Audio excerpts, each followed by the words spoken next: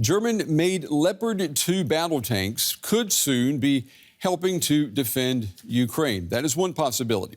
And it comes after Poland said today that it will take its own action on sending the tanks to Ukraine. Germany's neighbor says that it is eager to ensure that Ukraine has better weaponry to fight the Russian invasion and that it will apply directly to Berlin to get permission instead of waiting for the okay from the German chancellor. Ukraine might be one step closer to finally getting the modern German-made battle tanks it says it urgently needs. Poland's Prime Minister Mateusz Morawiecki said his country will apply for permission from Berlin to supply its Leopard tanks to Ukraine. But he added that Poland could also export the tanks without a green light from Germany. Even if we were not given the approval, within the framework of a small coalition, if the Germans were not present in this coalition, we would still send the tanks together with others to Ukraine. A condition for us is to build at least a small coalition of countries concerned with the issue.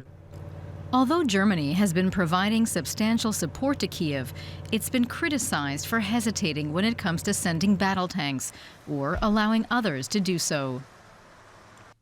But there appears to be a shift in Berlin's position. Speaking to French television on Sunday, German Foreign Minister Annalena Baerbock said Berlin would not stand in the way if Poland decided to send its Leopard tanks to Kyiv. And at an EU foreign minister meeting a day later, she reiterated the importance of full-fledged support for Ukraine. It's important that we as an international community do everything we can to defend Ukraine so that it wins and wins the right to live in peace and freedom again. Kyiv has been asking Western allies to supply them with modern tanks for months. Ukrainian officials say the military vehicles, in particular the Leopard tanks, are vital for fighting off an anticipated Kremlin offensive in the spring and retaking territory. Well, joining me now is Alexander Mueller. He is the defense policy spokesperson for Germany's Free Democrats. That's one of the three parties which make up Germany's current government. Mr. Mueller, it's good to have you with us. Can you offer some clarity tonight on the Leopard 2 tank question? Will Germany give the go-ahead to send those tanks to Ukraine? I'm quite sure. Annalena Baerbock, our foreign minister, has already stated this. And Olaf Scholz also, his excuse was always to not give Leopard 2 he wanted to act within a coalition. He wanted to ask our partners and wanted to act in common with our partners. And when our partners want to deliver Leopard 2, Germany will not block this. Earlier this evening, we spoke with Ralph Stegner. He's a member of parliament for Chancellor Scholz's party, the Social Democrats, and we asked him about Poland possibly coming together with other countries to deliver tanks to Ukraine with or without German permission. I want you to take a listen to what he said.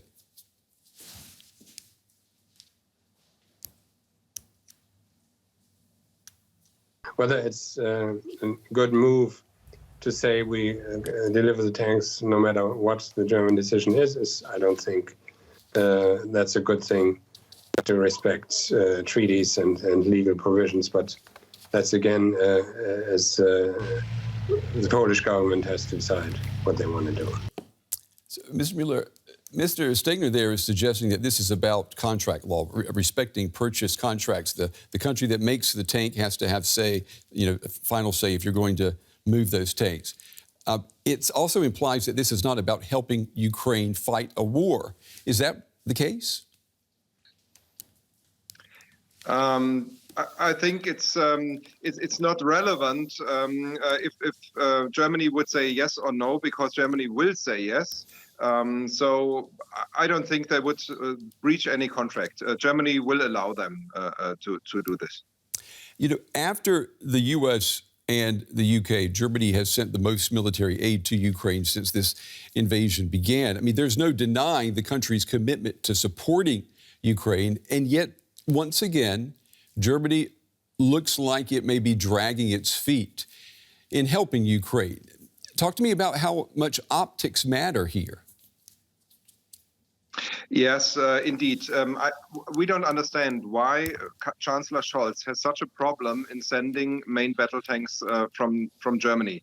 We have sent so many stuff. We have sent the Leopard. We have sent the Panzer Howitzer 2000. We have sent air defense, Iris-T systems. And our new Minister of Defense, Boris Pistorius, he told that in Ramstein, air defense was the most important matter. And we prepare this. We also sent these Patriot batteries for the Ukrainians. So we really support Ukraine. Yes? Well, let me just ask you, do you think it would make it easier for Germany or for the German Chancellor if the United States were to go ahead and send at least one of their Abrams tanks to Ukraine first? Would that then make it easier for Germany to, say, send the Leopard 2 tanks? We don't know the reason why Scholz, our chancellor, is hesitating so much. Perhaps this might be a reason. Officially, he doesn't say this, but he would have to explain. Chancellor Scholz would have to explain why exactly he has such a problem with main battle tanks. Then we could understand it and answer this question. Perhaps it could make a change for him. What do you say, Mr. Mueller? Some people here in Germany have claimed that the United States is strong-arming European countries to send their tanks first to Ukraine. I think it has logistical reasons, because the Abrams tank that the Ukraine is asking for from the US has some logistical problems and has other how is it called? It is another tank than other tanks. He has other fuel, yes. And so the Americans say it is a big challenge to take tanks over the Atlantic. You Germans are so near to Ukraine, and you have so many tanks, and you have so many profession. Germany really has profession in building tanks. So the Americans are asking us to provide tanks. And then just let me ask you before we run out of time. At the meeting last week in Ramstein, Germany, Ukraine's allies thought that they were in agreement about sending Leopard 2 tanks to Ukraine, and then suddenly no answer from Germany. What message does this send to Germany's allies? Our Minister of Defense, our new Minister of Defense, refuses this. He said there was no consensus in the talks. He says some countries, also of the Leopard 2 user countries, would not be in consensus and would say it's no good idea to send Leopard 2. That's what our Minister of Defense says. So this agreement seems to be not there. Alexander Mueller, the defense policy spokesman for the Free Democrats here in Germany. Mr. Mueller, we appreciate your time and your insights tonight. Thank you. Was a pleasure. Well, I'm joined now by Rafael Bofinger. He is with the German Institute for International and Security Affairs here in Berlin. It's good to have you with us. Good to see you again. There have been a lot of messages coming out of Berlin in the last 72 hours or so regarding what will be done with these Leopard 2 tanks. Do you have any clarity to offer tonight? Do you know, is Germany going to grant consent? Is it going to stand in the way? What's it going to do about these tanks? Well, I'm sorry I got to disappoint you there. I mean, I think we're all really left guessing in these few days. I mean, newspapers present different reports, which country is saying what, which minister is saying what. The coalition in Germany is being divided over this for some time already. Other leading Green politicians have been making the case for sending more weapons, including tanks. So it all, in the end, boils down to the question, what is the Chancellor going to do? And the Chancellor is not saying anything. So we're running in circles, waiting for the decisive signal from Olaf Scholz, but he's not ready to move, at least yet. So I don't think we can really make this already a green light. It might be just that the foreign minister expressed her personal preference, and she already did not confirmed the statement this morning in the Brussels meeting of foreign ministers. So unfortunately, no clarity yet. Yeah, there is no clarity, and there's silence at the same time that forces the rest of us to interpret, to read into this silence. And what are you reading? What does the German Chancellor, what does he want to do? Do we know? Well, there is a lot of speculation that it's his style not to be forthcoming, and that he makes his decisions on his own and then takes his time. But I think this is really beside the point. So the main point, and of course, judgments can vary on this, but the main point is that actually almost everybody expects now it's only a matter of time. And whether it's Germany now leading the fray or whether it's Germany coming later, a week or two or a month later, the result is more or less predetermined. That's at least what really the expectation is, and I think for good reasons. So that's really what is a little bit disconcerting, that even if we really see this on the horizon, why is Germany not ready to actually go with the flow and take up a leadership position, and rather than seeing as this sort of foot-dragging, reluctant, unreliable ally? I think this is really where the problem lies at the moment, and not Scholz in particular only. What about public opinion? The latest polls show that there's still overwhelming support for Ukraine among the German public, but when it comes to the question of sending tanks to Ukraine, it's about 50-50 for and against in Germany. Is that informing the Chancellor? Should it be informing the Chancellor in his what appears to be long decision-making time? Well, I mean, he can't ignore it for sure, but of course he's also the Chancellor, and also any deputy is not just following public opinion by the minute. Sure, we need to explain. We need to sort of explain to the German public what the intentions are, what the strategy is, and that this is also not a bottomless barrel, that one thing leads to the next. I can see these concerns, but particularly these matters of military strategy are also not something average people have fully formed opinions about. So while not everybody may change their mind, if the government was set out to really communicate what they're doing, I think it's fair to say that they may sway another 10% of the population. So this 50-50 isn't the decisive factor. I really think it's more this kind of hesitation in the party and sort of trying to sell it to the party, and of course, maybe managing the risk of escalation if that's still a consideration. But we're left in the dark. We are in the dark, that is for sure tonight. Rafael Bofinger with the German Institute for International and Security Affairs here in Berlin. As always, thank you. My next guest tonight is a U.S. military man through and through. Mark Montgomery served for more than 3 decades, focused on surface warfare for the U.S. Navy. He is now a senior fellow at the Foundation for Defense of Democracies in Washington, D.C. It is good to have you with us on the program tonight, Mr. Montgomery. We are trying to get clarity on this side of the Atlantic about what the Germans are planning to do with their Leopard 2 tanks. What's it look like from your side of the Atlantic? Well, first, thank you for having me. And I think you're right. We need clarity. I think the Germans are slowly getting to the position where they are going to allow third parties to transfer their Leopards. As your previous report mentioned, 12 different countries have Leopards. I think there are about 2,000 of them in the Western European military. So there's a group of countries that can be a coalition of the willing to transfer them. I think it's best that they transfer it with German permission.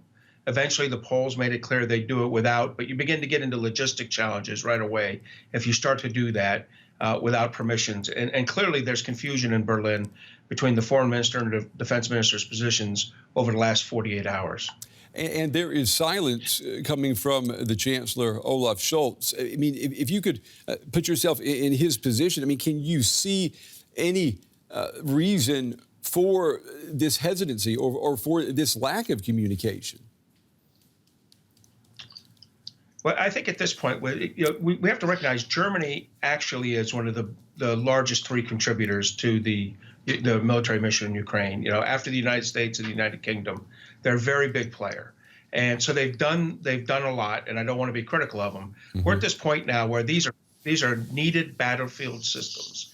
And we really need to have one type of tank. The worst thing I think we can do to the Ukrainians is give them Challengers from the UK, Abrams from the United States, and then Leopards from everybody else. We really need to get a consolidated group of Leopards from Germany, plus the 11 other countries that have purchased them, and push those Leopards in so they have a good single supply chain and logistics chain to work off of. Would it solve this perceived impasse if the Americans were to say, okay, we're going to send some Abrams over to Ukraine? That will give German Chancellor Scholz cover, because he has said he doesn't want to make this decision without the Americans being on board. I mean, would that solve this if we just got a yes from Washington? Well, I think what that would provide is political cover, as you mentioned. If you do that, then the chancellor has the cover of I'm following in the footsteps of the United States. As I mentioned earlier, though, that introduces a significant logistical issue. I'll just give you one quick differential. The German tanks are diesel engines, very consistent with the Russian and former Soviet tanks, the engines that the Ukrainians are used to working on. The M1A1s, Abrams, are using basically a jet engine tank, a jet engine drive, and it's a completely different maintenance problem, completely different type of fuel. It's really a logistics nightmare. So while that might be a good political solution, it's a horrific military solution. I've been noticing the way some commentators have been trying to explain what's going on, is particularly with the chancellor's silence. And some have said that perhaps inside the chancellery there is concern that if Germany gives the green light for these tanks to be sent to Ukraine, then that will require all of these countries here in Europe, they have to replenish their supplies of tanks, and that would be an opportunity for the United States then to move in and maybe say we can provide an answer to this, this sudden lack of Leopard 2s. I mean, is that a legitimate concern? And I ask you that because I know a report that came from your foundation this week says that replacing military equipment transferred to Ukraine by the United States NATO allies could lead to about $21 billion in foreign military sales for American industry. So are the Germans perhaps worried that the Americans are going to take advantage of a situation that people don't want to talk about? Yeah, that's a great question. And if they are worried, they shouldn't be. And here's why. The principle of that article was about countries that delivered former Soviet equipment to the Ukrainians early in the first 6-9 months of this conflict that allowed the Ukrainians to fight over the summer and the fall. That is going to be replaced by Western equipment, and U.S. companies will compete for that and probably win a lot of it. But these Leopard tanks, if you're the Swiss or the Swedish or the Finns, and you transfer a company 12 tanks to Ukraine, and you have 36 other Leopard tanks, you're going to buy Leopards as the replacements. The last thing you want to do is go buy 12 M1A1s and now have a mixed fleet of M1A1 Abrams and Leopards. That'll be impossible to maintain. Mark Montgomery joining us tonight with the Foundation for Defense of Democracies. Mr. Montgomery, it's good to have you on the program. Valuable insights tonight. Thank you. Thank you.